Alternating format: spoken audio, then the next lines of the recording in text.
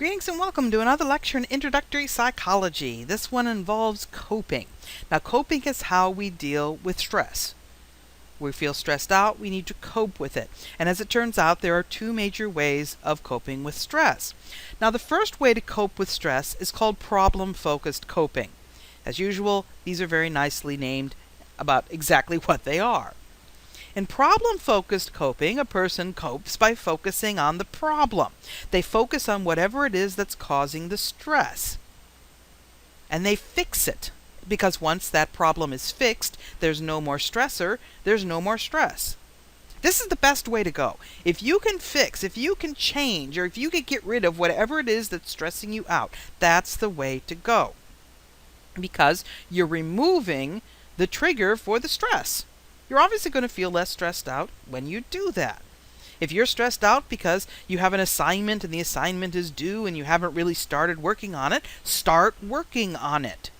Because you will find that as soon as you start working on it, your stress will be reduced. And in fact, when you finish it, your stress may be gone entirely, at least for a little while.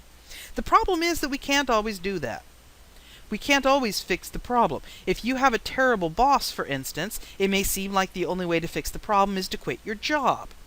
But if the economy is not very good and if you have, debts or a family to support, you simply can't do that. You can't just go quit your job. So what you might have to do is figure out a way to deal with the stress until you find another job, until you transfer or whatever. Now that kind of coping, that kind of stalling action is called emotion-focused coping because it focuses on changing the emotion, on changing the way you feel about it or the way you think about it. You don't change it, you change the way you think or feel about it. Because if you change your perception, if you change how you look at this stressful situation, you can definitely reduce the amount of stress that you are feeling. I sometimes call this a Band-Aid solution because I saw a wonderful example of it once that literally involved a Band-Aid. I was at Disney World. Me and a bunch of other people were waiting for a bus to take us to one of the parks. And there were some children running around, as children often do, and one small child fell and got up, yelling bloody murder, ran to the parents, and was, I scraped my elbow. And the child showed the elbow to the parents. There was no scrape on that elbow. I couldn't see anything on the elbow. This was happening right in front of me. I saw nothing on the elbow. But the parents were very smart. What they did is they reached into their rather large bag of stuff, and they pulled out a Mickey Mouse Band-Aid. And they slapped that Mickey Mouse Band-Aid. Well, they didn't slap it on, but they put that Mickey Mouse Band-Aid on the elbow. And the child not only stopped crying and screaming, but the child started laughing and running around and showing everybody their fantastic Band-Aid. Now, did that Band-Aid change the scrape, if there was any, on the child's elbow? No, it didn't. The Band-Aid's not going to do anything. Band-Aids aren't magic. What was magic, though, is that it changed the way the child thought about that scrape. It was no longer something terrible, something awful. Now it was something that meant that I got this really cool Band-Aid that I get to run around and show. That's emotion-focused coping. You don't change the problem, you simply change the way you think about it. Now, when given a choice, as I may have mentioned before, pick problem-focused coping over emotion-focused coping. Because if you can fix the stressor so that it's not a stressor anymore, that's definitely the best way to go. Now, I'm not going to talk much more about problem-focused coping, simply because there are probably as many methods of problem-focused coping as there are problems. But I am going to talk about emotion-focused coping, because there are a number of different techniques to do this that you may find familiar, that you may do yourself or see others doing, and it's kind of interesting to note how they work. The first is just simply not thinking about the problem at all. A lot of people do this on their day off. It's their day off, they don't want to think about work, they're not going to think about that huge project that's due, they're not going to think about the fact that everything was going wrong when they left work. It's like, this is my day off, I'm not going to think about it at all. Does that fix the problem? Of course not. The problem is there at work waiting for them. But while they're away from it, they can convince themselves that it's not a problem, they're not going to think about it, and therefore it's not going to stress them out. So that's one way to do it, is simply not think about it at all.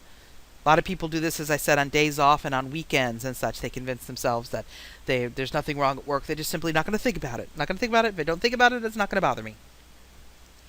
Humor is another way to deal. It's very difficult to be stressed out by something when you're laughing at it. Okay? Whether it's a boss or a world event, it's very difficult to be stressed out by it when it's making you giggle. And I suspect that's why an awful lot of us these days now get our news from places like the Comedy Channel. Because with all of the things that are going on, about the only way we could deal with it is laugh at it. Or if you have a boss that's just really horrible and causing a huge amount of stress, you might feel better if you make fun of him or her for a while. Give them a funny name or whatever. It can definitely make you feel better to use humor. Now, it's, as I mentioned before, not going to fix the problem, but that's not what we're talking about here. We're just talking about changing how you think about it. Unfortunately, aggression is also one that is used quite often, particularly for frustration. You see a lot of aggression with frustration. You can't reach that goal. People get very, very angry. This is why we have a phenomenon known as road rage. Although I find it very interesting if you think about it. Road rage almost never occurs when people are going into work. But it usually happens when people are leaving work and they want to get home. They want to just get home and they want to just, relax and get away from work, and something is stopping them. The traffic, the person who's not driving over the speed limit like everyone else, the light that is changing, whatever else. They get frustrated, they get angry, they take it out on other people. Now, usually this aggression is displaced, which means that it's not aimed at the actual source of the aggression.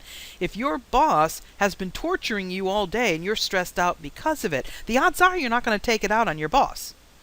The odds are that you're not going to become aggressive toward your boss, for instance. I mean, you may use the humor and stuff, but if you have aggression, it's probably going to be towards someone else, toward that poor idiot who's driving the speed limit when you want to speed, or who isn't pulling over fast enough, or who has the temerity to want to turn left.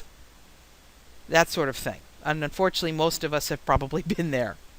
So it's usually displaced. And people, instead of blowing up their boss, they blow up at the person on the road, or they go home and slam doors and yell at their dog or whatever else. That's displaced aggression. It's not aimed at the actual source. Sort of the opposite of aggression is withdrawal. People sort of hide is a word. They withdraw. They don't go out. They turn off the phone. They turn off the lights, and they just kind of sit there quietly. A lot of people actually who are introverts deal with stress this way. People who are extroverts very often find that they can deal with stress and have a lot more fun by going out and hanging with friends and stuff. But introverts actually help cope and help recover a lot of times by sort of sitting someplace by themselves, or sitting someplace quietly and reading or thinking, or just sometimes looking at out the window, and that can help them cope with what is going on. But this can also be something like, I've known people who've had bad days and they're like, I'm going to take a bath for the next hour, don't disturb me. Or they start screening their phone, and somebody calls on the phone and they don't want to talk to them, they don't answer it, or they turn the phone off, or in the olden days we'd unplug the phone or take it off the hook so it couldn't ring, or we just go and we shut everything down for a while so we can recover. But indulging ourselves is definitely a way that we cope with stress. A lot of people, when they're stressed, what do? They eat. But they always eat tasty things. You don't eat broccoli when you're stressed. You eat ice cream, and you eat cake, and you eat pizza. Or you go out and you have a few shots of alcohol, or you have some beers. Or people go out and they go shopping when they're stressed, or they watch sports when they're stressed, or they play sports when they're stressed, or they go to a spa and get a massage when they're stressed. Or all of these things can be thought of as indulging yourself. And again, just like aggression and humor and withdrawal, this isn't fixing the problem, but it does make you feel better for a little while. And feeling better for a little while, if you can't fix the problem, is better than nothing.